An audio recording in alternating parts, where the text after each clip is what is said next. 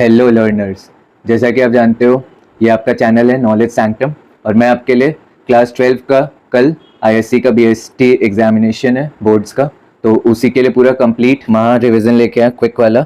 और इसमें ये 20 से 25 स्लाइड्स में ही कवर हो जाएगा और पूरा कंप्लीट जो है सिलेबस का कवरेज है।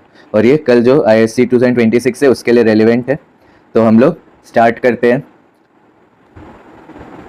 तो सबसे पहले हम लोग ह्यूमन रिसोर्स मैनेजमेंट है वो वाला, उसका पूरा 13 टॉपिक्स जो सब टॉपिक्स है वो कवर रहेगा इसमें, तो वो हम लोग करने वाले हैं। और फिर उसके बाद हम लोग वैसे ही आगे बढ़ते जाएंगे। तो सबसे पहले हम लोग एचआरएम क्या होता है वो देखेंगे, उसका मीनिंग और डेफिनेशन। तो एचआरएम क्या है? प्लानिंग, ऑर्गेनाइजिंग, डायरेक्टिंग और कंट्रोलिंग जो भी हम लोग रिसोर्सेज को प्रोक्योर कर रहे हैं, डेवलप कर रहे हैं और क्या कर रहे हैं, कंपेंसेट कर रहे हैं और इंटीग्रेट कर रहे हैं ताकि इंडिविजुअल, ऑर्गेनाइजेशनल और सोशल गोल्स अचीव कर पाए, राइट। तो एचआरएम क्या हो गया? एक प्रोसेस है जिससे प्लानिंग चलता है, ऑर्गेनाइजिंग चलता है और डायरेक्टिंग चलता है और कंट्रोलिंग भी चलता है ह्यूमन रिसोर्सेज का, ताकि हम इंडिविजुअल, ऑर्गेनाइजेशनल और सोशल गोल्स अचीव कर पाए। तो कैरेक्टरिस्टिक्स क्या क्या है एचआरएम का? आपको पूरा 13 का 13 नहीं करना है, लेकिन मैं आपको सारा समझा दे रहा हूँ। आपको जो इजी रहेगा आप ऑब्वियसली वही आप रिवाइज अभी तक याद कर लियोगे, आपको बस ये रिवीजन चल रहा है। तो पीपल ओरिएंटेड होता है एचआरएम, मतलब क्यों? पीपल जो है वो सबसे मोस्ट वैल्यूएबल एसेट होता है, तो एचआरएम का फोकस जो है वो पीपल पे ही रहेगा हमेशा, राइट।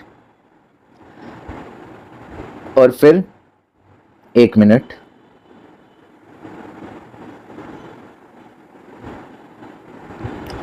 और क्या है, ये एचआरएम जो है वो कॉम्प्रिहेंसिव रहता है। मतलब क्या है कि ये हायर करता है, ठीक है, और रिटायर, हायर से लेके रिटायर तक सारे एक्टिविटीज इसमें कवर्ड है, ठीक है। और staff function advises line management, तो ये स्टाफ का मतलब जो फंक्शन है वो भी इसका एक कैरेक्टरिस्टिक्स है एचआरएम का, क्योंकि ये लाइन मैनेजमेंट को एडवाइस करता है, ठीक है। फिर ये परवेसिव है, मतलब चाहे कोई भी ऑर्गेनाइजेशन हो या डिपार्टमेंट हो, ये सारा जगह प्रेजेंट है। मतलब परवेसिव मतलब हो गया प्रेजेंट एवरीवेयर, तो ये हर जगह प्रेजेंट है, चाहे वो कोई भी ऑर्गेनाइजेशन हो या फिर डिपार्टमेंट हो। फिर ये चैलेंजिंग होता है एचआरएम के लिए, क्योंकि जो पीपल है वो कॉम्प्लेक्स होते हैं, तो उनसे डील करना ऑब्वियसली बहुत इजी नहीं होता है, कॉम्प्लेक्स होता है, तो इसीलिए चैलेंजिंग है ये रोल। फिर एचआरएम जो है वो कंटिन्यूस है, कभी भी ट्रूली कंप्लीट नहीं होता, क्योंकि आप या तो मतलब नया जिनको हायर कर रहे होगे या फिर जो ऑलरेडी हायर्ड है उनको ट्रेन कर रहे होते हो, तो कुछ ना कुछ कभी भी कंप्लीट नहीं होगा, क्योंकि मतलब जो बिजनेस है वो ऑन गोइंग है, तो एचआरएम का जो जॉब है वो भी ऑन गोइंग है हमेशा। फिर इंडिविजुअल ओरिएंटेड है, मतलब जो सारा एम्प्लॉयज का नीड्स है वो देखा जाता है एचआरएम के थ्रू, मतलब सिर्फ ऑर्गेनाइजेशन को ही नहीं देखेगा, जो मतलब इंडिविजुअल का नीड्स है वो भी यहाँ पे देखा जाता है। फिर डेवलपमेंट ओरिएंटेड भी है, ठीक है। तो फुल पोटेंशियल ऑफ स्टाफ, जो स्टाफ है उसका पूरा पोटेंशियल डेवलप हो पाए, इसीलिए ये डेवलपमेंट ओरिएंटेड है, तो ये भी एचआरएम ध्यान रखता है, ओके। उसके बाद एक्शन ओरिएंटेड है। एक्शन ओरिएंटेड कैसे? मतलब एचआर जो है ह्यूमन रिसोर्स सॉल्यूशंस जो है वो प्रैक्टिकल तरीका से देता है। और फ्यूचर ओरिएंटेड भी, क्योंकि plans ahead of man power, मतलब मैन पावर के लिए पहले से प्लान करके चलता है, तो ये फ्यूचर के बारे में सोच के चल रहा है। फिर इंटरडिसिप्लिनरी है, मतलब साइकोलॉजी, सोशियोलॉजी, इकोनॉमिक्स सब चीज में एचआरएम जरूरत पड़ेगा, सिर्फ ऐसा ही नहीं है कि कोई एक पर्टिकुलर चीज में, सारा चीज में एचआरएम का रिक्वायरमेंट होता है। फिर ये आर्ट भी है और साइंस भी है, तो इसका जो मेथड्स है और जजमेंट है वो आर्ट के हिसाब से भी है, और इसमें क्योंकि मतलब साइंटिफिक टेक्नोलॉजिकल तरीका से भी काम किया जाता है, इसलिए साइंटिफिक भी है। यंग डिसिप्लिन है, मतलब अभी भी एक फील्ड की तरह यह जो है डेवलप हो रहा है, अभी पूरा तरीका से डेवलप हुआ नहीं है, हो रहा है, ठीक है। फिर उसके बाद जो एचआरएम है उसका क्या इंपॉर्टेंस है? एचआरएम जो है वो अट्रैक्ट करता है और रिटेन भी करता है टैलेंट को, तो जो नया टैलेंट है उनको अट्रैक्ट करता है और जो ऑलरेडी एग्जिस्टिंग टैलेंट है ऑर्गेनाइज उसको रिटेन करता है, ठीक है। तो इसका मतलब जो सही लोग हैं उन्हीं को हायर करता है एचआरएम। फिर ऑप्टिमम, इसका दूसरा इंपॉर्टेंस है ऑप्टिमम यूटिलाइजेशन, मतलब राइट पर्सन राइट जॉब के लिए, मतलब जो सही इंसान है उसको सही काम में डाले ताकि पूरा फुल यूटिलाइजेशन हो पाए। ऑप्टिमम यूटिलाइजेशन आपने बहुत जगह पढ़ा है ऑलरेडी, तो फुल यूटिलाइजेशन हो पाए, ताकि ये मैं लिख भी देता हूँ यहाँ पे, तो फुलर यूटिलाइजेशन। फिर ये एचआरएम और क्या करता है? पोटेंशियल को डेवलप करता है, मतलब ट्रेनिंग देता है जिसके थ्रू स्किल्स जो है और डेवलप होता है। फिर इंडस्ट्रियल पीस, रिजॉल्व्स कॉन्फ्लिक्ट्स, तो मतलब HRM जो है वो पीस मेंटेन करता है इंडस्ट्री में। How? Through resolving all the conflicts between the employer employees, या कोई भी मतलब हो उन लोग के बीच में कोई भी कॉन्फ्लिक्ट है उसको रिजॉल्व करके। फिर अचीव्स ऑर्गेनाइजेशनल गोल्स, तो इससे क्या होगा, जो एफर्ट है और ऑब्जेक्टिव है उसको अलाइन कर देता है HRM। तो ये भी एक इंपॉर्टेंस है HRM का, मतलब इसके वजह से क्या होता है, ऑर्गेनाइजेशन का गोल को अचीव करने में और ईजी रहता है। फिर लीगल कंप्लायंस, लीगल कंप्लायंस कैसे, जो लेबर लॉ है वो कंपनी फॉलो करता है वो HRM ही देखता है, तो इसीलिए HRM का होना बहुत ज़रूरी है। फिर बिल्ड्स ऑर्गेनाइजेशनल कल्चर, तो ये ऑर्गेनाइजेशन में इन्वायरमेंट को पॉजिटिव रखता है ताकि मतलब सब चीज़ बढ़िया से हो पाए काम। फिर इम्प्रूव्स मोरल, ये मोटिवेट करता है, रिकॉग्निशन देता है, तो इससे क्या होगा, मोरल जो है एम्प्लॉयज़ का, मतलब जो जज्बा है काम करने का या फिर जो उन लोग का सेल्फ मोटिवेशन है वो ऊपर रहेगा। अब आता है next topic, job and man power planning. तो सबसे पहले जॉब एनालिसिस होता है, ठीक है। जॉब एनालिसिस क्या होता है, एक सिस्टमैटिक स्टडी है जॉब का, ड्यूटीज़ का, रिस्पॉन्सिबिलिटीज़ का और वर्किंग कंडीशंस का। तो जॉब में जो जो आता है, ड्यूटीज़, रिस्पॉन्सिबिलिटीज़, वर्किंग कंडीशन, उनका प्रॉपर एनालिसिस जो करना होता है वो इसके थ्रू होता है। तो ये जो है जॉब एनालिसिस वही बेसिस है जॉब डिस्क्रिप्शन का और जॉब स्पेसिफिकेशन का। तो जॉब डिस्क्रिप्शन जो है उसका मतलब ये कि जॉब में क्या है, टाइटल क्या है, मतलब काम क्या है, ड्यूटी उसमें क्या रहेगा, लोकेशन क्या है, रिपोर्टिंग क्या है, और इसका जो जॉब डिस्क्रिप्शन वो क्या चीज़ को आंसर करता है कि जॉब में क्या रिक्वायरमेंट है, मतलब जॉब तो कर रहे लेकिन वो जॉब में क्या, मतलब ह्यूमन रिसोर्स से क्या रिक्वायरमेंट है, तो ये हम लोग को जॉब डिस्क्रिप्शन से पता चलता है। फिर आता है जॉब स्पेसिफिकेशन, कौन किसको वो काम, हु शुड डू इट, वो काम तो पता चल गया क्या है, और मतलब उसको हम लोग एनालाइज भी कर लिया वो काम किसको करना चाहिए। तो क्वालिफिकेशंस क्या है जो वो बंदा वो काम करने वाला है, स्किल्स क्या, एक्सपीरियंस कितना चाहिए, तो ये जो है जॉब डिस्क्रिप्शन से ही प्रिपेयर होता है जॉब स्पेसिफिकेशन। फिर उसके बाद job enrichment, adding more meaningful task vertically, vertically मतलब ऊपर से नीचे या नीचे से ऊपर जो भी बोल लो, तो वर्टिकली जो है वो जॉब एनरिच किया जाता है, उसमें मीनिंग ज़्यादा ऐड किया जाता है, तो ज़्यादा अथॉरिटी, ज़्यादा ऑटोनॉमी, तो ये किसका कंसेप्ट है, हर्जबर्ग का कंसेप्ट है, ठीक है। ये हम लोग आगे डिटेल में देखेंगे। फिर ये हो गया जॉब एनरिचमेंट, जो वर्टिकली और मीनिंग ऐड किया जाता है जॉब में। फिर जॉब एनलार्जमेंट क्या हो गया, ये हॉरिजॉन्टली होता है, मतलब ये ऐसे जाता है, ईस्ट टू वेस्ट या वेस्ट टू ईस्ट बोलो, ये वर्टिकल था नॉर्थ टू साउथ या साउथ टू नॉर्थ, और ये जो है ये सेम लेवल, जैसे एक डिपार्टमेंट से मतलब जो उसी डिपार्टमेंट का सेम लेवल पे और भी जो डिपार्टमेंट है या उसी के अंडर जो है हॉरिजॉन्टली ये मूव करता है टास्क। तो इससे क्या होता है, मोनोटोनी तो रिड्यूस होता है, मतलब उसी डिपार्टमेंट में जो एक ही जन के पास वो काम नहीं रहेगा, मोनोटोनी रिड्यूस होता है, लेकिन वर्कलोड जो है वो क्या होता है, बढ़ सकता है इससे। फिर man power estimation, man power estimation मतलब क्या हो गया, जो HR का फ्यूचर में रिक्वायरमेंट होगा उसको फोरकास्ट किया जाता है, मतलब प्रेडिक्ट किया जाता है कि और आगे क्या जरूरत पड़ सकता है, ठीक है। अवॉइड्स ओवर स्टाफिंग और अंडर स्टाफिंग, तो ये ओवर स्टाफिंग या अंडर स्टाफिंग दोनों ही नहीं होने देता है, मतलब फ्यूचर में जितना रिक्वायर्ड होगा उसी हिसाब से काम होगा, ठीक है। हम लोग आगे बढ़ते हैं। तो तीसरा क्या है टॉपिक हमारा, स्टाफ रिक्रूटमेंट। स्टाफ रिक्रूटमेंट मतलब क्या हो गया, जो सोर्सेज है, और ई रिक्रूटमेंट क्या होता है, मतलब स्टाफ कैसे कौन सा सोर्स से रिक्रूट हो रहा है, और फिर ई रिक्रूटमेंट क्या होता है वो भी हम लोग देखेंगे।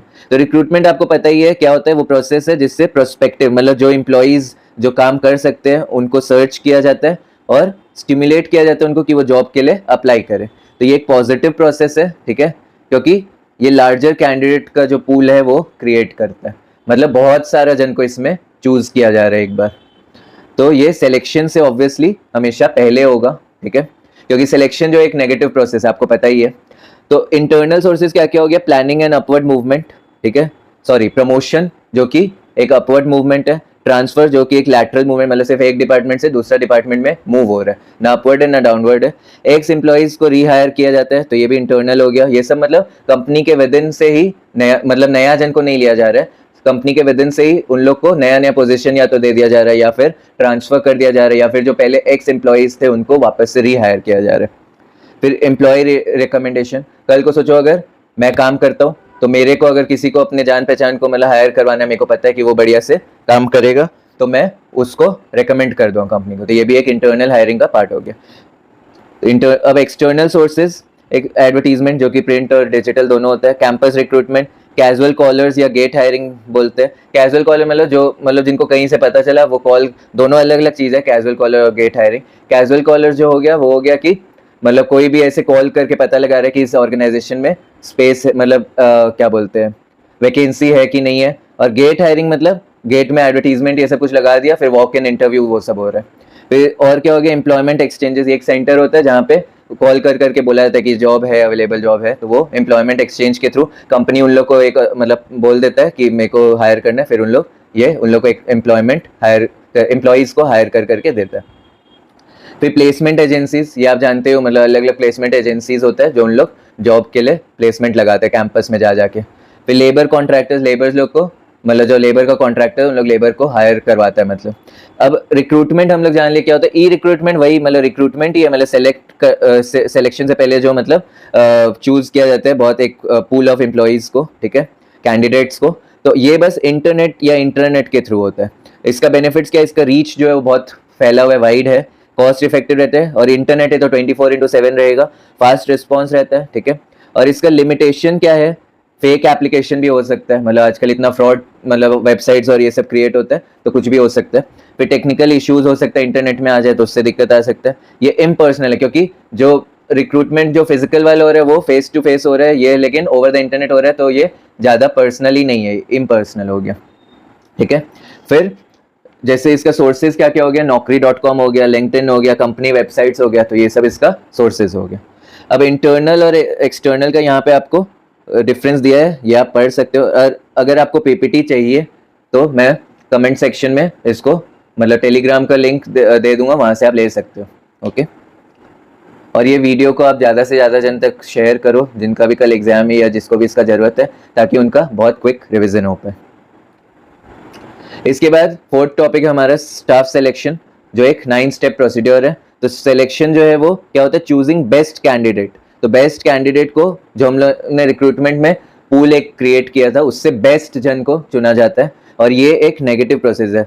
रिक्रूटमेंट एक पॉजिटिव प्रोसेस था जैसा कि मैंने आपको बताया था, और सिलेक्शन एक नेगेटिव प्रोसेस है, ठीक है, क्योंकि इसमें क्या हो रहा है, एलिमिनेशन हो रहा है, उसमें मतलब चूज किया जा रहा है खाली, इसमें एलिमिनेशन भी हो रहा है जो ऑलरेडी क्रिएटेड पूल है उससे।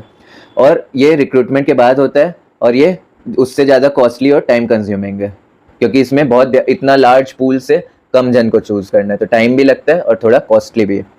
तो इस 9 स्टेप सिलेक्शन प्रोसीड्योर है। सबसे पहले प्रिलिमिनरी स्क्रीनिंग होता है, इसमें जो अनसुटेबल एप्लीकेंट्स है, ये मैं थोड़ा फटाफट चलता हूँ। जो अनसुटेबल एप्लीकेंट्स है उसको एलिमिनेट किया जाता है, उनको कोई बेसिक क्राइटेरिया के हिसाब से, जो एकदम ही बेसिक क्राइटेरिया भी नहीं मतलब जिनका हो रहा है फॉलो, तो उनको पहले एलिमिनेट कर दिया जाता है। फिर दूसरा आता है एप्लीकेशन ब्लैंक, ठीक है।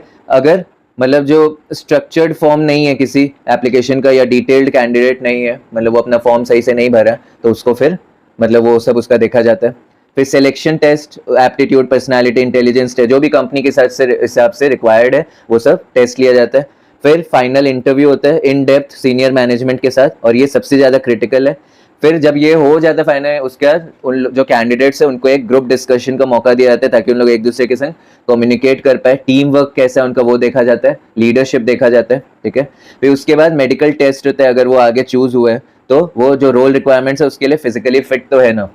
फिर रेफरेंस चेक होता है, उनका बैकग्राउंड, कैरेक्टर, पास्ट एम्प्लॉयमेंट में उन लोग कैसे काम कर रहे थे, ये सब वेरीफाई होता है। फिर फाइनल अप्रूवल, तो अथॉरिटी जो है वो अपॉइंटमेंट को साइन ऑफ कर देता है कि ये अथॉरिटी इस मतलब जो है इसका अपॉइंटमेंट ले चुका है। उसके बाद placement, assign to specific role and department. तो ये जो भी मतलब जिनको सेलेक्ट किया गया उनको स्पेसिफिक रोल या उस डिपार्टमेंट के लिए असाइन किया जाता है, ठीक है। अभी रिक्रूटमेंट और सिलेक्शन का यहाँ पे डिफरेंस दिया है, तो ये आप देख सकते हो, ठीक है। उसके बाद हम लोग अब नेक्स्ट टॉपिक में चलते हैं, जो कि स्टाफ ट्रेनिंग है। स्टाफ ट्रेनिंग मतलब क्या हो गया, जो नॉलेज है, स्किल्स है और एटीट्यूड है, वो उसको इंक्रीज करना स्टाफ लोग का एक स्पेसिफिक जॉब को करने के लिए। सिर्फ एक स्पेसिफिक जॉब का यहाँ पे बात हो रहा है, क्योंकि ये शॉर्ट टर्म होता है, मतलब हम लोग ये ट्रेनिंग देते थे इसका मतलब नहीं है उसको आगे कोई ट्रेनिंग का जरूरत है, इसीलिए एक स्पेसिफिक जॉब के लिए, और शॉर्ट टर्म होता है, उसी पर्टिकुलर जॉब के लिए फोकस्ड होता है और प्रैक्टिकल होता है। और ये एजुकेशन से सेम नहीं है, क्योंकि एजुकेशन बहुत ब्रॉड होता है, हम लोग उसमें थियोरेटिकली सारा चीज़ पढ़ते हैं, लेकिन यहाँ पे हम लोग को जो काम करना है उसी को हम लोग सीखते हैं।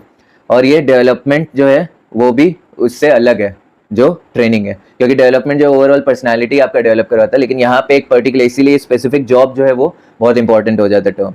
अब ट्रेनिंग कितना टाइप का होता है वो हम लोग देखेंगे। तो सबसे पहले इंडक्शन आता है, जिसमें नया इंप्लॉइज मतलब उन लोग को ऑर्गेनाइजेशन का कल्चर, रूल्स, पॉलिसीज, नॉर्म्स, ये सब के बारे में, नॉर्म्स मतलब रूल्स हो गया, मतलब क्या यहाँ पे तरीका से काम होता है वो सब बताया जाता है। फिर जो स्पेसिफिक टास्क या करंट रोल के लिए उन लोग को जॉब ट्रेनिंग दिया जाता है। फिर उन लोग का जो पुअर हैबिट्स है, बैड एटीट्यूड और वीकनेस है, उसको रेमेडी किया जाता है, मतलब करेक्ट किया जाता है, ठीक है। फिर सेफ्टी ट्रेनिंग उन लोग को दिया जाता है, मतलब जो प्रिवेंशन या इमरजेंसी प्रोटोकॉल है उसके लिए, उससे उन लोग को मतलब कुछ भी उन लोग का आगे जाके अगर कुछ वैसे एक्सीडेंट या कुछ नहीं हो उसके लिए उन लोग को मतलब एक्सीडेंट प्रिवेंशन ट्रेनिंग दिया जाता है, और कोई इमरजेंसी उन लोग को कोई प्रोटोकॉल फॉलो करना पड़ेगा वो भी उन लोग को सिखाया जाता है। फिर promotional, prepare for higher level responsibilities, मतलब उन लोग को आगे जाके भी कुछ रिस्पॉन्सिबिलिटीज उठाना है, जब उन लोग का प्रमोशन होगा तो वो भी उन लोग को प्रिपेयर किया जाता है, ठीक है, ट्रेनिंग में। फिर रिफ्रेशर जो है वो क्या हो गया, अपडेट किया जाता है आउटडेटेड नॉलेज और स्किल्स को, तो जो एम्प्लॉइज पहले से ऑलरेडी काम कर रहे हैं तो उनका जो आउटडेटेड जो स्किल्स और नॉलेज है उसको अपडेट किया जाता है, ठीक है। अब ऑन द जॉब ट्रेनिंग मतलब क्या हो गया, दो टाइप का मतलब ट्रेनिंग होता है, ऑन द जॉब और ऑफ द जॉब, ठीक है। तो ऑन द जॉब मतलब हो गया लर्निंग वाइल डूइंग वर्क, मतलब काम करते करते सीखना, ठीक है। और ऑफ द जॉब मतलब हो गया training away from the work place, मतलब अलग स्पेसिफिक ट्रेनिंग के लोग को कहीं पे भेजा जाता है। फिर जॉब रोटेशन जो है, यहाँ पे ऑन द जॉब ट्रेनिंग में अलग अलग डिपार्टमेंट में जॉब रोटेशन होते रहता है, उसके थ्रू ट्रेन होता है। और ऑफ द जॉब में एक वेस्टिब्यूल मतलब एक जगह फिक्स हो जाता है जहाँ पे सिमुलेशन मतलब क्या हो गया, उसके लिए वैसा इन्वायरमेंट क्रिएट किया जाता है, फिर वो वहाँ पे उसका ट्रेन, तो रियल जगह नहीं है वो, लेकिन उसके लिए वैसा ही एक सिमुलेशन क्रिएट किया जाता है। फिर कोचिंग बाय सुपरवाइजर या मेंटोर, तो यहाँ पे सुपरवाइजर या मेंटोर के थ्रू कोचिंग मिलता है, ठीक है। और जो ऑन द जॉब ट्रेनिंग में, और क्योंकि ये फिजिकली हो रहा है, और ऑफ द जॉब ट्रेनिंग में इंटर्नशिप प्रोग्राम्स होते हैं रिकॉर्डेड या वैसा ऑनलाइन के थ्रू वैसा होता है। फिर ऑन द जॉब ट्रेनिंग में क्या अप्रेंटिसशिप होता है, मतलब वर्क काम भी होते जा रहे हैं और थ्योरेटिकली भी सीखते जा रहे हैं, दोनों चीज हो रहा है साथ में। ऑफ द जॉब ट्रेनिंग में क्या क्लासरूम या फिर लेक्चर बेस्ड ट्रेनिंग आपको दिखेगा, ठीक है। और यहाँ पे ट्रेनिंग एजुकेशन और डेवलपमेंट का आपको डिफरेंस दिया हुआ है तो आप देख सकते हो, ठीक है। इसके बाद नेक्स्ट है स्टाफ का मोरल और स्टाफ का मोटिवेशन क्या होता है। तो मोरल मतलब क्या हो गया, मेंटल और इमोशनल जो एटीट्यूड होता है एक पर्सन या ग्रुप का अपने वर्क और ऑर्गेनाइजेशन की तरफ, उसको बोलते हैं मोरल। मतलब एक इंसान का कैसा मेंटल या इमोशनल, इंसान मतलब जो यहाँ पे काम करे, पर्सन या फिर ग्रुप यहाँ पे काम करे, उसका मेंटली और इमोशनली कैसा एटीट्यूड है अपने काम के प्रति और इस ऑर्गेनाइजेशन के प्रति, ओके। फिर मोटिवेशन क्या होता है, मोटिवेशन हो गया एक ड्राइविंग फोर्स जो इनिशिएट करता है, डायरेक्ट करता है और सस्टेन गोल डायरेक्टेड बिहेवियर, मतलब अपने गोल की तरफ काम करने में जो हेल्प करता है, इन शॉर्ट हम लोग उसको मोटिवेशन बोल सकते हैं। तो अब मोरल का एक प्रोडक्टिविटी मैट्रिक्स होता है, तो वो 4 टाइप का होता है। सबसे पहले अगर हाई मोरल है एम्प्लॉय का और हाई प्रोडक्टिविटी भी है, तो ये सबसे आइडियल चीज है एक ऑर्गेनाइजेशन के लिए। क्यों? क्योंकि वो जो ऑर्गेनाइजेशन है उस वो मतलब एम्प्लॉय उसमें मोटिवेटेड भी है, उस ऑर्गेनाइजेशन का एम्प्लॉय, और वेल परफॉर्म भी वेल करे, तो दोनों चीज मोरल भी हाई है और प्रोडक्टिविटी भी हाई है उसका। फिर हाई मोरल और लो प्रोडक्टिविटी अगर हो तो वो हैप्पी तो है क्योंकि उसका मोरल हाई है, लेकिन उसका अनप्रोडक्टिव है वो, तो इसमें क्या करना होगा, उसके स्किल्स को चेक करना होगा हम लोग को। फिर एक होता है मैट्रिक्स लो मोरल प्लस हाई, मतलब उसका मोरल लो है लेकिन फिर भी प्रोडक्टिविटी हो रहा है। ये कैसे हो सकता है, एक ही तरीका से होता है, कोर्स तरीका से। कोर्स मतलब क्या हो गया, फोर्स तरीका से, मतलब अगर उसको फोर्सफुल तरीका से काम कराया जाए तभी होता है। तो ये लॉन्ग टर्म में अगर देखेंगे अनसस्टेनेबल होता है, और इसमें हाई बर्नआउट, मतलब एम्प्लॉय जो है वो खुश नहीं रहेगा इसमें कभी भी, ठीक है। फिर एक चौथा टाइप का होता है जिसमें मोरल भी लो है और प्रोडक्टिविटी भी लो है, मतलब पूरा ही गया हुआ है, तो ये सबसे वर्स्ट है क्योंकि इसमें अर्जेंट करेक्टिव एक्शन चाहिए। अगर ये नहीं हुआ तो ऑर्गेनाइजेशन में काम ही नहीं होगा, मतलब उस एम्प्लॉय के थ्रू, ठीक है। तो ये हो गया। अब हम लोग देखेंगे मैस्लो का जो हायरार्की ऑफ नीड्स, तो ये उल्टा चलता है, ठीक है। तो सबसे पहले हम लोग का सेल्फ एक्चुअलाइजेशन, ठीक है। सेल्फ एक्चुअलाइजेशन हम लोग को सबसे लास्ट में होता है। सबसे पहले हम लोग को क्या चाहिए, फिजियोलॉजिकल नीड्स होते हैं हम लोग का, फूड वाटर, वही रोटी कपड़ा मकान, ठीक है। क्यों? क्योंकि सर्वाइवल है, तो सबसे पहले ये हो गया। फिर दूसरा क्या हुआ, सेफ्टी नीड्स, जो जॉब सिक्योरिटी चाहिए, फिर वैसा फिजिकल भी हम लोग को सिक्योरिटी चाहिए और स्टेबिलिटी होना चाहिए काम में। तीसरा हो गया सोशल नीड्स, मतलब हम लोग को सेंस ऑफ बिलोंगिंग फील होना चाहिए उस ऑर्गेनाइजेशन में, फ्रेंडशिप हम लोग का होना चाहिए लोगों से वहाँ पे, और एक्सेप्टेंस, मतलब जो भी वहाँ पे हो रहा है हम लोग एक्सेप्ट कर पाने चाहिए। फिर एस्टीम नीड्स, मतलब स्टेटस हम लोग देखते हैं, रिकॉग्निशन हम लोग का जो है वो, अगर हम लोग काम करें बढ़िया से तो हम लोग को रिकॉग्निशन भी मिलना चाहिए, ठीक है। फिर रेस्पेक्ट भी मिलना चाहिए, रेस्पेक्ट बिना तो काम नहीं हो सकता है कोई भी ऑर्गेनाइजेशन में, ओके। फिर सेल्फ एक्चुअलाइजेशन क्या हो गया, सबसे मतलब जो बाद में आता है, ग्रोथ होना चाहिए, क्रिएटिविटी होना चाहिए, फुल पोटेंशियल, तो ये उल्टा चलता है, ठीक है, मैस्लो का जो हायरार्की ऑफ नीड्स है, ठीक है। अब मॉनिटरी दो टाइप का इंसेंटिव्स होता है, एक जो हम लोग देखें ना मोटिवेशन, जो कि इंसेंटिव बेस्ड होता है, मतलब वो इनिशिएटिव्स देता है कि, तो वो कैसे हो सकते हैं, दो टाइप का इंसेंटिव होता है। एक बेसिक सैलरी और वेजेस कितना है वो मॉनेटरी हो गया, फिर बोनस कितना मिल रहा है, प्रॉफिट शेयरिंग कितना है, फिर कमीशन ऑन सेल्स कितना मिल रहा है, परक्विजिट्स मतलब कार फोन ये सब जो है वो कितना हो, मतलब क्या क्या फैसिलिटी मिल रहा है, फिर ग्रेचुटी एंड प्रोविडेंट फंड जो है वो कैसे मिल रहा है, ठीक है, मतलब वो मॉनेटरी वे में मिल रहा है कि नहीं मिल रहा है, ये भी एक इंसेंटिव हो गया। इंसेंटिव मतलब हो गया कि कितना फैसिलिटीज मिल रहा है। और नॉन मॉनेटरी क्या हो गया, जो जॉब सिक्योरिटी है कि नहीं है, ठीक है।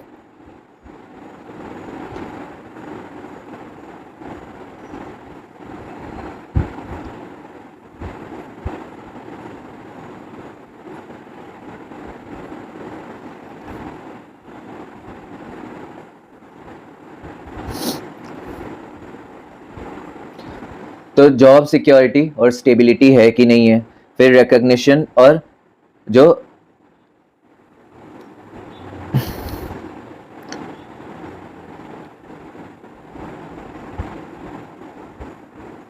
रिकॉग्निशन और अप्रिसिएशन है कि नहीं, ये भी नॉन मॉनेटरी हो गया।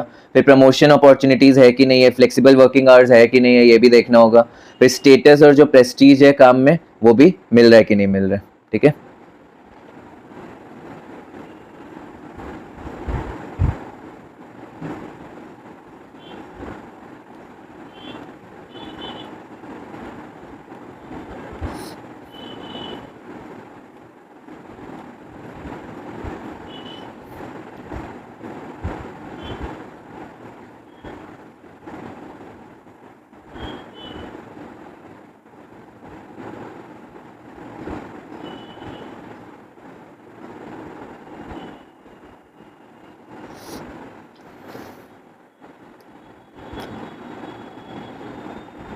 उसके बाद हम लोग नेक्स्ट टॉपिक में चलते हैं।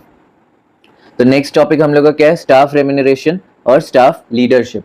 तो जो इसमें हम लोग टाइम रेट के बारे में देखेंगे, पीस रेट के बारे में देखेंगे, उनमें डिफरेंस क्या है।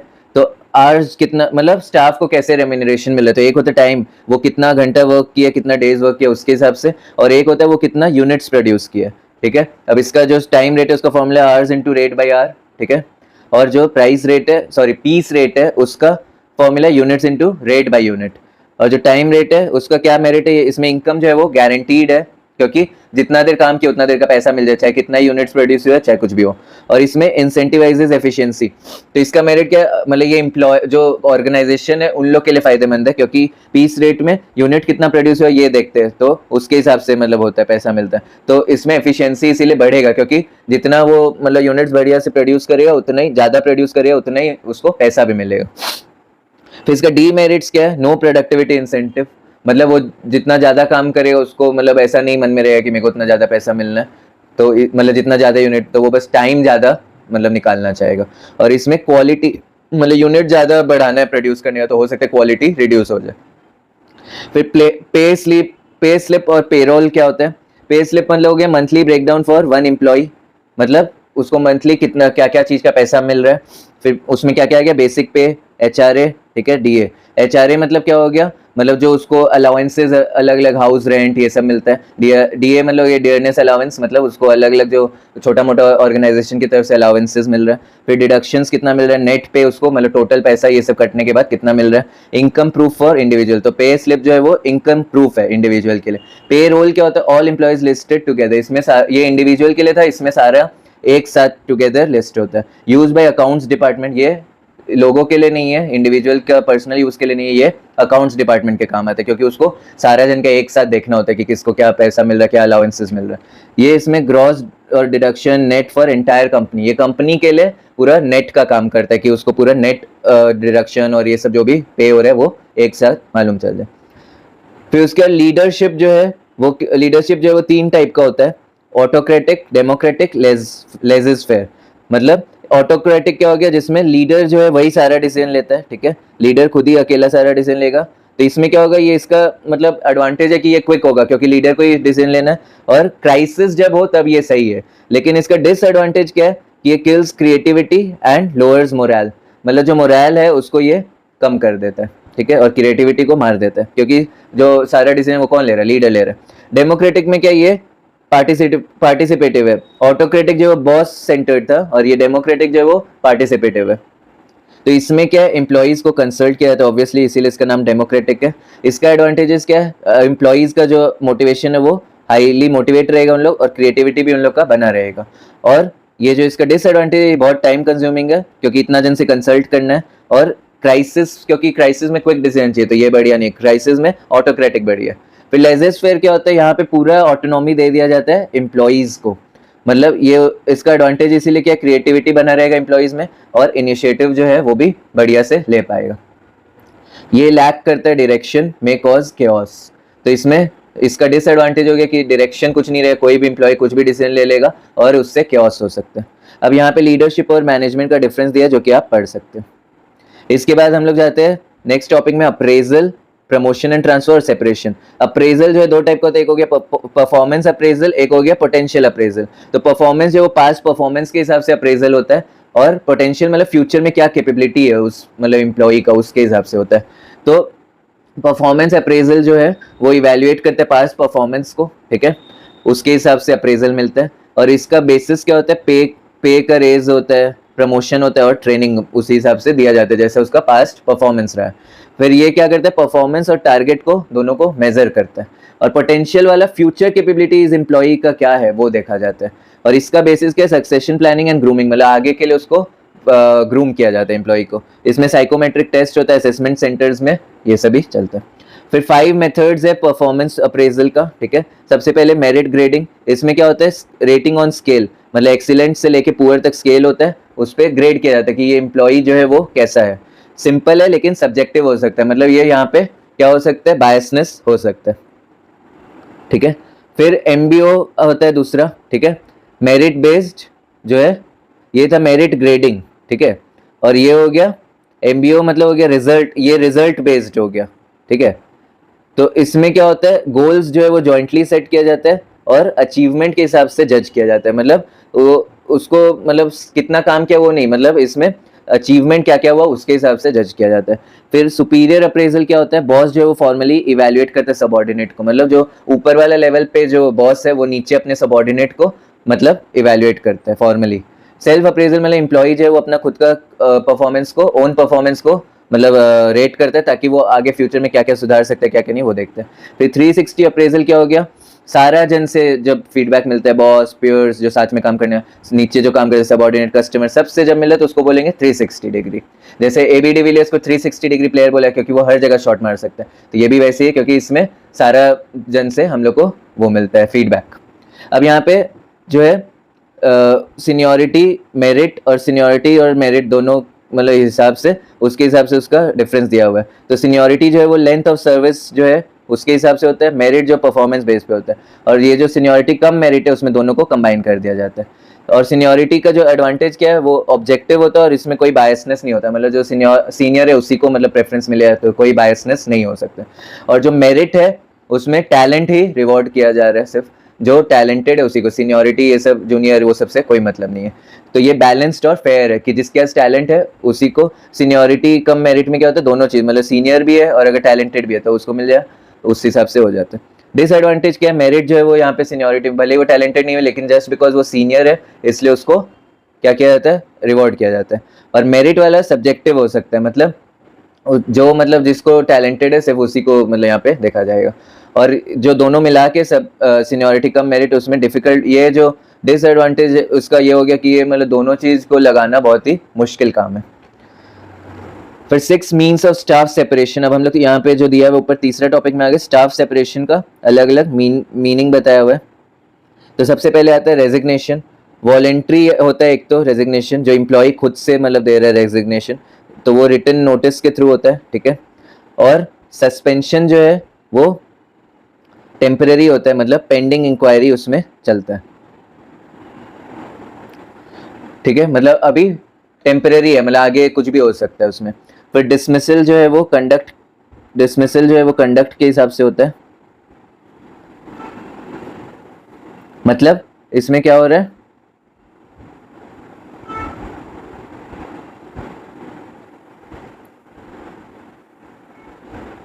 इसमें मतलब जो एम्प्लॉय है उसको कोई कंपेंसेशन नहीं मिलेगा, उन दोनों में मिलेगा, जो सस्पेंशन होता है और जो रेजिग्नेशन है उसमें उसको मतलब पे मिलेगा लेकिन इसमें नहीं मिलेगा, ठीक है। और एग्जिट इंटरव्यू कब होता है? जब जो एम्प्लॉई है वो छोड़ के जा रहा होता है, तब होता है। इसका पर्पस क्या होता है कि रीज़न को समझा जाए क्यों हो रहा है, और प्रॉब्लम को भी आइडेंटिफाई किया जाए, ठीक है।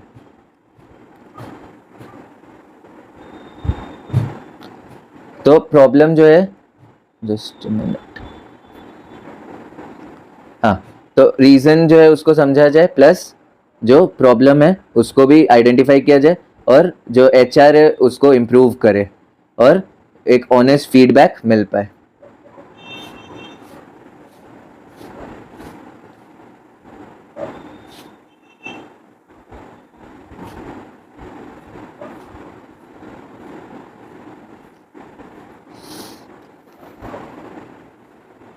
अब हम लोग नेक्स्ट आगे बढ़ते हैं। हम लोग का लास्ट है emerging trends in human resources, ठीक है। तो एमर्जिंग ट्रेंड्स क्या क्या हो गया आजकल, जो है वो 9 to 5 ही, मतलब वो लिमिट वाला वर्किंग नहीं होता है, तो इस फ्लेक्सिबल आवर्स आ गया, जिसमें वर्क लाइफ बैलेंस जो है वो इम्प्रूव होता है, और स्ट्रेस जो है वो रिड्यूस होता है। बहुत बार ये उल्टा भी हो सकता है। और परमानेंट पार्ट टाइम वाला चीज़ भी हो गया, मतलब 40 आवर्स पर वीक जो है उससे कम काम करो एक परमानेंट कॉन्ट्रैक्टेड बेसिस पे। तो इससे क्या होता है, पर्सनल कमिटमेंट जो है उसको सूट करता है ये, और जो रिस्पॉन्सिबिलिटीज़ है वो केयर गिविंग हो जाता है, मतलब तो एम्प्लॉयज़ का जो रिस्पॉन्सिबिलिटीज़ है वो बढ़ जाता है। फिर वर्क फ्रॉम होम आ गया, ये तो सबको मालूम है आजकल, मतलब घर से काम कर सकते हैं, इससे कम्यूट, मतलब आने जाने का टाइम बचता है, और इंफ्रास्ट्रक्चर जो कॉस्ट है वो भी बचता है कंपनी का।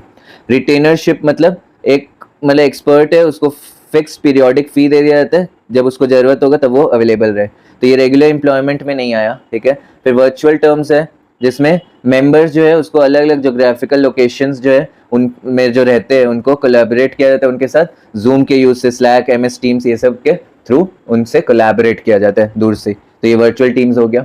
उसके बाद self managing teams, teams that plan, organize and control own work without direct supervision, मतलब इन लोग को कोई डायरेक्ट सुपरविजन नहीं चाहिए, इन लोग खुद अपने हिसाब से अपना काम को मैनेज करते हैं।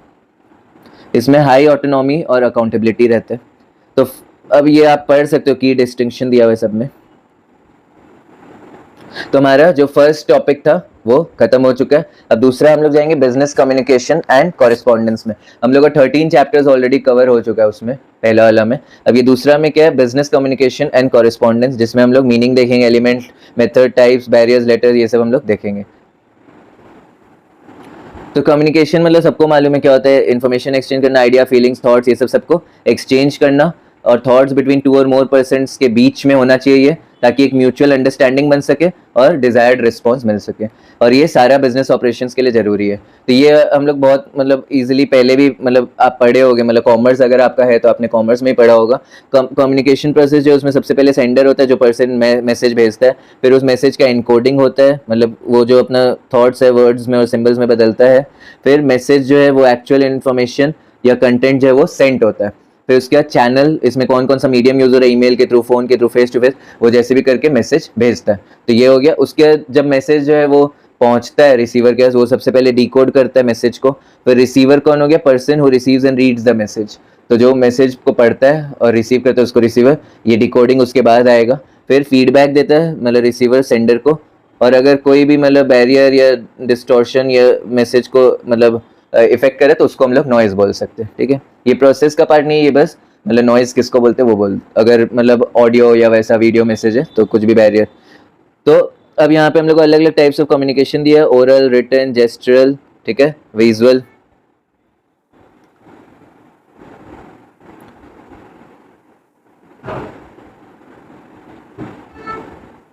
तो ओरल जो है उसका मतलब हो गया स्पोकन वर्ड्स, कन्वर्सेशंस, फोन, ये सब हो गया।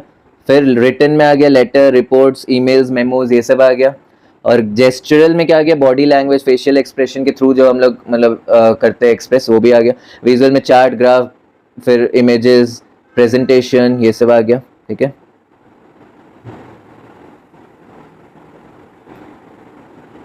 अब इसका ओरल जो कम्युनिकेशन है इसका क्या एडवांटेजेस हुआ, ये फास्ट होता है, immediate feedback, flexible, personal. Written जो है वो परमानेंट रिकॉर्ड है, प्रिसाइज है, इजीली रेफरेंस किया जा सकता है। जेस्चरल जो है सब जगह एक ही जेस्चर अगर फॉलो है तो यूनिवर्सली उसको समझा जा सकता है, और ये ओरल कम्युनिकेशन को वापस से री एनफोर्स भी करता है।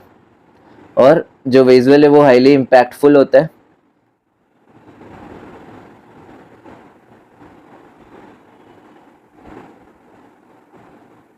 सॉरी।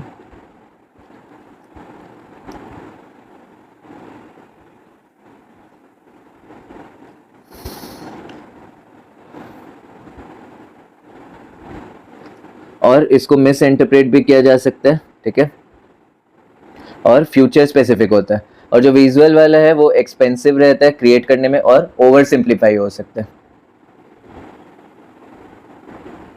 अब टाइप्स ऑफ कम्युनिकेशन और बैरियर्स टू कम्युनिकेशन, तो सबसे पहले एरिया के हिसाब से देखें तो इंटरनल और एक्सटर्नल होता है कम्युनिकेशन। इंटरनल मतलब within the organization, external मतलब outside the organisation.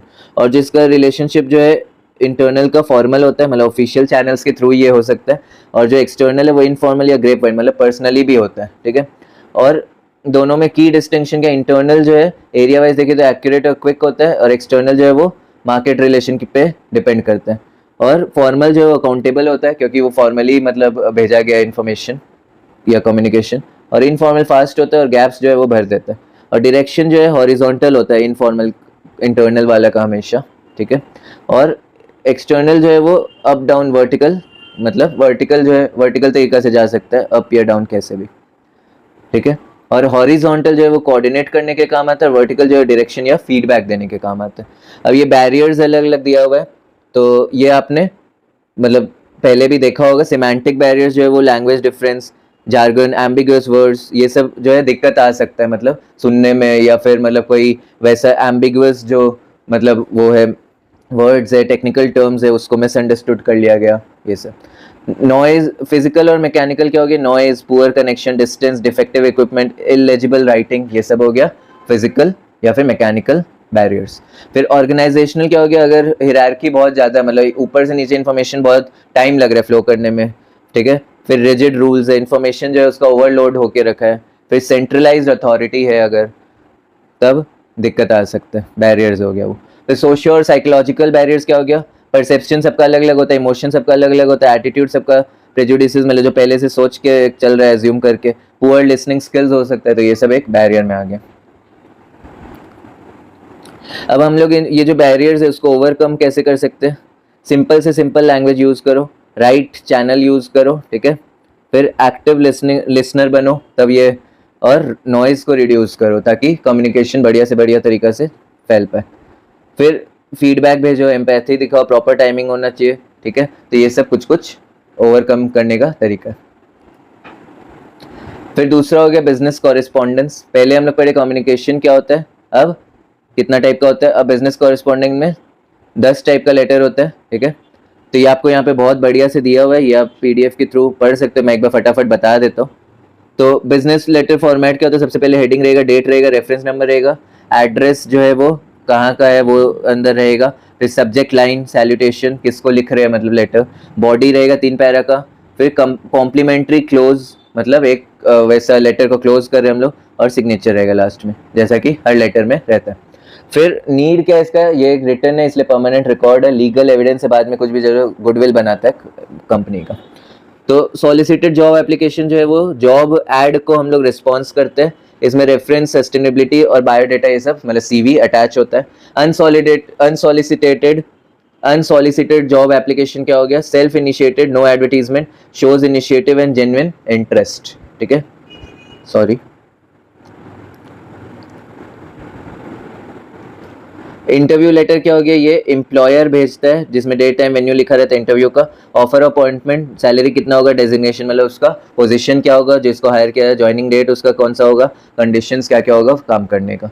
Letter and resignation जो एम्प्लॉय लिखता है, ये जो है ऑफर ऑफ अपॉइंटमेंट जो है वो ऑफिशियल जॉब ऑफर हो गया, इंटरव्यू लेटर जो एम्प्लॉयर लिखता है, और लेटर ऑफ रेजिग्नेशन जो है वो एम्प्लॉय लिखता है, ये लास्ट वर्किंग डे कब होगा उसका, और ऑप्शनल रीजंस क्या क्या है, ठीक है। फिर लेटर ऑफ इंक्वायरी में कोई भी प्रोडक्ट, सर्विसेज और कमर्शियल टर्म्स के बारे में इंक्वायर किया, कोटेशन में price list, terms, condition, delivery कब होगा कब नहीं होगा वो सब लिखा जाता है। ऑर्डर लेटर में ऑर्डर जो स्पेसिफिक गुड्स और सर्विसेज के लिए प्लेस किया है वो रहता है। कंप्लेन लेटर, गुड्स और सर्विसेज ये सब के बारे में कोई भी कंप्लेंट है तो ये रहेगा इसमें। फिर जो ऑर्गेनाइजेशन है वो एक्नॉलेज करेगा उस कंप्लेंट को, अपोलोजाइज करेगा, और फिर रेमेडी या रिप्लेसमेंट उसका करके देते हैं, इसको रिप्लाई टू कंप्लेंट बोलते हैं। अब बायोडेटा में क्या देते हैं वो यहाँ पे दिया हुआ है, तो ये आप पढ़ सकते हो। बिजनेस रिपोर्ट जो है वो स्टैट्यूटरी होता है, स्टैट्यूटरी मतलब आप ध्यान रख लो हमेशा जो लॉ से रिलेटेड होता है। तो लॉ में जो रिक्वायर्ड है वो हो गया statutory, annual, directors, auditors report, ये सब लॉ के हिसाब से चाहिए ही चाहिए कंपनी का। और टाइप बी हो गया नॉन स्टैट्यूटरी, ठीक है।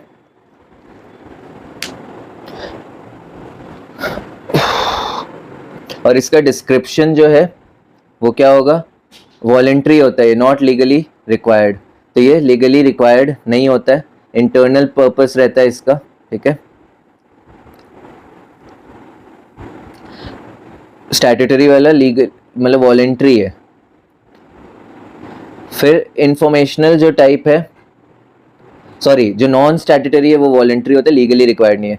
फिर तीसरा होता है इंफॉर्मेशनल, ठीक है, जिसका जो प्रेजेंट करता है फैक्ट्स ही, और इसमें कोई रिकमेंडेशन नहीं दिया जाता है। और फिर टाइप बी इसमें क्या हो गया, इंटरप्रिटेटिव, ठीक है। इंटरप्रिटेटिव मतलब क्या हो गया, फैक्ट्स को एनालाइज किया जाता है और फिर रिकमेंडेशन दिया जाता है। रूटीन और पीरियोडिक वाला बिजनेस रिपोर्ट मतलब क्या हो गया, ये रेगुलर इंटरवल पे होता है और डेली, वीकली, मंथली तरीका से ये रिपोर्ट बनाया जाता है। और जो टाइप बी हो गया वो स्पेशल रिपोर्ट, उसमें वन स्पेसिफिक ओकेजन पे ही, कोई स्पेसिफिक ओकेजन पे ही बनाया जाता है, एक्सीडेंट, प्रोजेक्ट कंप्लीशन, ये सब के टाइम पे ये रिपोर्ट बनाया जाता है। फिर अभी करंट ट्रेंड्स जो है वो बिजनेस में क्या चल रहा है कम्युनिकेशन में, ईमेल आप बहुत इजी आप रीड कर सकते हो, वीडियो कॉन्फ्रेंसिंग भी आपको बहुत बढ़िया से पता है, ठीक है। तो ये क्विक रिवीजन हम लोग को दिया हुआ टाइप्स का, कम्युनिकेशन प्रोसेस का, जो भी हम लोग अभी पीछे पढ़े। अब हम लोग का थर्ड जो पार्ट है, सेकेंड पार्ट कम्युनिकेशन वाला भी खत्म हो गया, थर्ड पार्ट है business size and sources of finance. तो इसके लिए हम लोग पेन का कलर चेंज कर लेते हैं।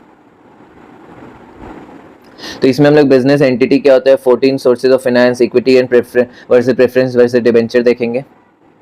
तो ये जो है वो मैं आपको मेन चीज़, ये सब आप कॉमर्स में भी पढ़े हुए हो ऑब्वियसली, अगर आपका बीएसटी है तो आपका कॉमर्स भी रहा है, तो ये सब मैं आपको फिर से रिवाइज यहाँ पे इस वीडियो में बहुत लंबा हो जाएगा, तो ये आप खुद से देख सकते हो, ये बहुत बढ़िया नोट मैंने दे दिया, इसको पॉज करके आप फटाफट देख सकते हो। और इन लोग के बीच में डिफरेंस भी मैंने यहाँ पे दे दिया। तो ये हम लोग का, जस्ट अ मिनट, तो ये हम लोग का बिजनेस एंटिटीज जो है वो 4 टाइप का क्या होता है ये आप पढ़ सकते हो। फिर उसके बाद सोर्सेज ऑफ बिजनेस, जो ये भी आप कॉमर्स में बहुत बढ़िया से पढ़े हो, ट्रेडिशनल सोर्सेज जो आपने बहुत बढ़िया से पढ़ के रखा है, तो ये आप यहाँ से रीड कर सकते हो। और जो मॉडर्न और न्यू सोर्सेज होता है वो भी आपने पढ़ा है उसी में, तो इसको भी आप बढ़िया से या तो पॉज करके, या फिर मैंने आपको बोला मैं आपको दे दूंगा इसका लिंक, आप इसको अभी, क्योंकि आपका कल ही एग्जाम है, तो आप इसको यहाँ पे पॉज करके फटाफट रीड मार सकते हो। फिर इक्विटी शेयर्स जो है वो क्या होता है यहाँ पे दिया हुआ है, फिर तीनों में मतलब सॉरी डिफरेंस दिया, इक्विटी शेयर, प्रेफरेंस शेयर और डिबेंचर्स में, तो ये आप यहाँ से ये भी देख सकते हो फटाफट। तो अब हम लोग चौथा पार्ट में आ जाते हैं, जो कि है globalization and recent trends in business. इसमें हम लोग ग्लोबलाइजेशन के बारे में पढ़ेंगे, ई बिजनेस के बारे में पढ़ेंगे, आउटसोर्सिंग, बीपीओ क्या होता है, केपीओ क्या होता है, एलपीओ क्या होता है, ऑनलाइन बिजनेस मॉडल। तो जो जो होगा मैं आपको फटाफट रिवाइज करा दूंगा, ये हम लोग का लास्ट पार्ट है। तो नहीं सॉरी, इसके बाद एक और पार्ट है ग्लोबलाइजेशन, जो है उसका मतलब क्या होता है, process by which business develop international influence, integrating economies, cultures, market across the world by reducing natural barriers. तो जो भी नेचुरल बैरियर्स जो है उसको रिड्यूस करते हुए जो इकोनॉमीज, कल्चर और मार्केट इंटीग्रेट होता है, एक साथ आता है इंटरनेशनल इन्फ्लुएंस को डेवलप करने के लिए, उसको हम लोग बोलते हैं ग्लोबलाइजेशन। तो ग्लोबलाइजेशन जो है उसमें फ्री फ्लो ऑफ गुड्स होता है, सर्विसेज होते हैं, कैपिटल और टेक्नोलॉजी अक्रॉस बॉर्डर्स होता है, ठीक है। फिर ये जो वर्ल्ड इकोनॉमीज है उसको एक ग्लोबल मार्केट में इंटीग्रेट करता है, फॉरेन डायरेक्ट इन्वेस्टमेंट बढ़ता है ग्लोबलाइजेशन की वजह से, reduction elimination of trade barriers, tariffs and import Kota's, तो ये सब भी हो रहा है। एमएनसी ऑपरेटिंग साइमल्टेनियसली इन मल्टीपल कंट्रीज, तो ग्लोबलाइजेशन की वजह से क्या होता है, मल्टीनेशनल कंपनीज जो है वो एक साथ में बहुत सारे कंपनीज में काम कर पाते हैं, ठीक है। और उसके बाद हम लोग को ग्लोबलाइजेशन की वजह से क्या क्या अपॉर्चुनिटीज मिलते हैं, लार्जर ग्लोबल मार्केट से जुड़ पाता है एक बिजनेस, टेक्नोलॉजी जो है वो एक दूसरे के संग शेयर कर पाता है, ट्रांसफर कर पाता है, एफडीआई और कैपिटल फ्लो होता है जैसा कि हमने ऊपर देखा, economies of scale in production, मतलब लार्ज स्केल प्रोडक्शन हो सकता है, ठीक है, और उसमें पैसा का बचत होता है, access to cheaper raw material, जो रॉ मटेरियल्स है वो चीप तरीका से जो है एक्सेस हो सकता है, ठीक है। और बेस्ट ग्लोबल प्रैक्टिसेस जो है वो एक्सचेंज हो सकता है, एम्प्लॉयमेंट और जीडीपी ग्रोथ जो है वो बूस्ट होता है, और क्वांटिटी जो क्वालिटी प्रोडक्ट्स जो है कंज्यूमर का वो उसको मिल पाता है। ग्लोबलाइजेशन मतलब अगर सोचो कोई देश में कुछ अच्छा नहीं है तो वो उसको दूसरे जगह से मिल जाए। अब ग्लोबलाइजेशन का कुछ कुछ थ्रेट्स भी है। Intense competition from powerful MNCs, जो बाहर के पावरफुल एमएनसीज उसको डोमेस्टिक जो कंपनीज है उससे बहुत कंपटीशन मिल जाएगा। Threat to local domestic industry, जैसा कि मैंने अभी आपको बोला। Risk of cultural dilution and identity loss, ठीक है। इकोनॉमिक वल्नरेबिलिटी एंड डिपेंडेंसी, तो जो इकोनॉमिकली हम लोग दूसरे पे डिपेंडेंट हो जाएंगे तो ये एक बहुत डेंजरस चीज़ है। Job displacement due to outsourcing, अब हम लोग बाहर से काम कर रहे हैं तो हमारे देश में जॉब का कमी आ जाता है इसलिए। इन्वायरमेंटल एक्सप्लॉयटेशन और डिग्रेडेशन हो सकता है, मतलब उस कंट्री का जहाँ से ग्लोबल ज़्यादा प्रोडक्ट्स ये सब बन रहे हैं। वाइडनिंग इनकम इनइक्वालिटी जो है वो इनकम का और बढ़ता चला जाएगा। Dominance of developed over developing Nations, तो जो डेवलपिंग नेशंस है उनका मतलब कम चलेगा और डेवलप्ड नेशंस का डोमिनेंस बढ़ता चला जाएगा इससे ग्लोबलाइजेशन के थ्रू। अब ई बिजनेस क्या होता है? जो सारा एक्टिविटीज इसमें ऑनलाइन होता है, ये ई कॉमर्स से ब्रॉडर होता है क्योंकि उसमें सिर्फ बाइंग और सेलिंग होता है। इसमें सारे जो एक्टिविटीज है ई बिजनेस में ऑनलाइन। आउटसोर्सिंग जो है वो कॉन्ट्रैक्टिंग स्पेसिफिक फंक्शन से मतलब होता है to an external organization to focus on core business, मतलब बाहर वाले लोग को आउटसोर्स कर दिया जाता है कॉन्ट्रैक्ट के थ्रू एक एक्सटर्नल, ताकि कोर बिजनेस पे फोकस रह पाए। बायर का इंपॉर्टेंस क्या है, सेलर का इंपॉर्टेंस क्या है, ये बहुत ईजी है, ये आप यहाँ से रीड कर सकते हो पॉज करके। फिर पार्टीज जो है आउटसोर्सिंग में कौन कौन से, सबसे पहले आउटसोर्सर होता है, ठीक है, जो काम दे रहा है। फिर उसका एडवांटेजेस क्या है? Focus on core business, cost saving, specialist expertise, वो मतलब अपने कोर बिजनेस पे फोकस कर पाए, कॉस्ट भी उसका सेव होगा और वो स्पेशलिस्ट का एक्सपर्टीज का फायदा भी उठा सकते हैं। डिसएडवांटेजेस के आउटसोर्सर को, उसका कंट्रोल कम हो जाता है। फिर मतलब उसका जो कॉन्फिडेंशियलिटी होता है, मतलब जो सीक्रेट्स है वो रिस्क में आ जाता है और क्वालिटी का भी कंसर्न रहता है क्योंकि वो खुद काम नहीं कर रहे। आउटसोर्स्ड मतलब जो अफेक्टेड एम्प्लॉयज है, मतलब जिनका काम छीना गया है, तो ये मतलब या सॉरी जिनको काम मिला है नया, तो न्यू एम्प्लॉयमेंट इनको मिलता है, स्किल डेवलपमेंट होता है इनका, इंडस्ट्री में इनको एक्सपोजर भी मिलता है क्योंकि इनको नया नया काम मिल रहा है। फिर डिसएडवांटेजेस क्या? Jobs insecurity, loss of organizational identity, तो आइडेंटिटी का इन लोग का लॉस हो जाता है, ठीक है। Service provider company taking the work, revenue growth, specialization, economies of scale, तो इन लोग सर्विस प्रोवाइडर मतलब जो कंपनी आउटसोर्सिंग का काम ले रहा है, और इसका एडवांटेज कि उन लोग का रेवेन्यू बढ़ जाता है, स्पेशलाइजेशन हो जाता है और काम जो है वो लार्ज स्केल में हो पाता है। डिसएडवांटेज, कंपटीशन बहुत हाई हो जाता है, ठीक है। फिर इन लोग के ऊपर प्रेशर भी आ जाता है, ठीक है, कि इन लोग को मतलब बढ़िया से सर्विस प्रोवाइड करना है। पेनल्टी क्लॉजेस भी इन लोग पे लग सकते हैं, ठीक है। फिर आउटसोर्सिंग जो है वो 3 टाइप का होता है, बीपीओ, केपीओ, एलपीओ। बीपीओ मतलब बिजनेस प्रोसेस आउटसोर्सिंग हो गया।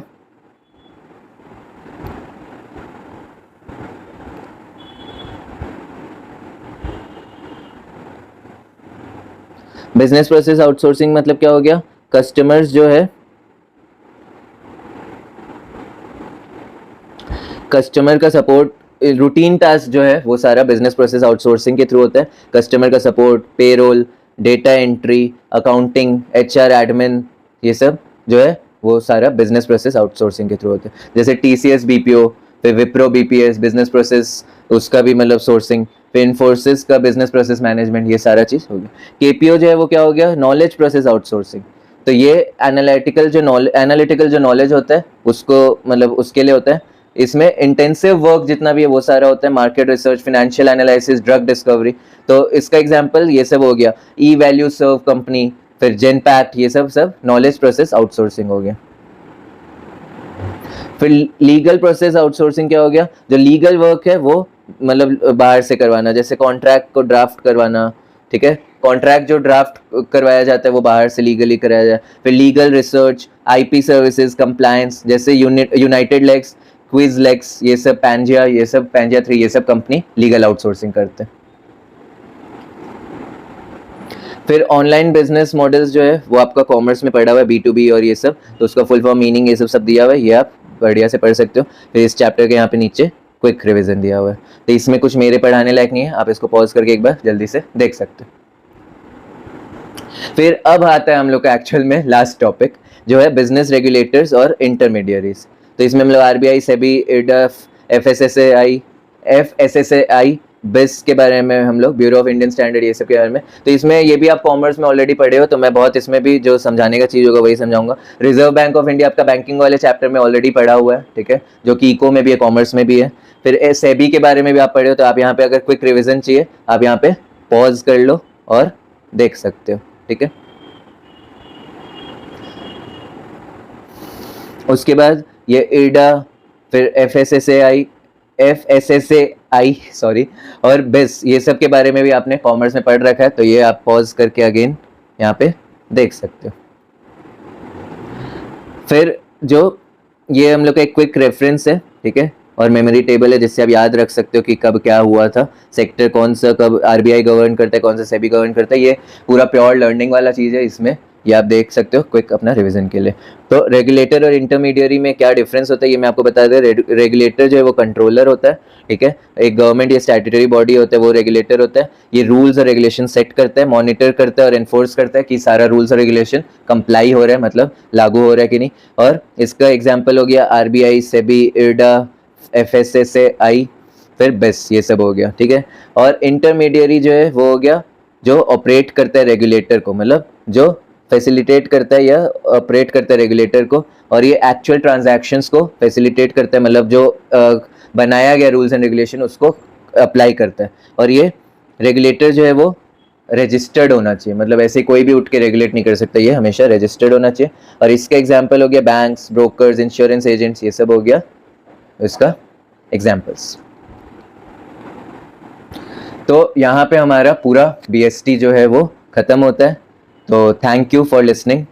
और जो आगे भी आपको मैं यही बोलूँगा कि आप जो है ज़्यादा से ज़्यादा इसको मतलब सब्सक्राइब करो चैनल को। मैं आपके लिए ऐसी वीडियोस, अभी बहुत इस चैनल पे फ्री वीडियोस का भंडार होने वाला है। आगे आपका जो भी आपको आगे परस्यू करना है सारा चीज़ आपको मिल जाएगा यहाँ पे।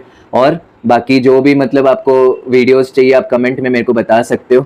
और ये मतलब आप इस नंबर पे व्हाट्सएप भी कर सकते हो, ठीक है। फ़ोन ज़्यादा मैं रिचेबल नहीं रहूँगा इस पर, आप कर सकते हो ट्राई, लेकिन अगर व्हाट्सएप करके आपको कोई भी दिक्कत हो तो आप व्हाट्सएप करके छोड़ सकते हो। बाकी आप ये, क्योंकि एक यूट्यूब चैनल है, मैं आपको यही बोलूँगा ज़्यादा से ज़्यादा सब्सक्राइब करो इस चैनल को, लोगों तक पहुँचाओ जिनको ज़रूरत है। और कल का एग्ज़ाम के लिए ऑल द बेस्ट।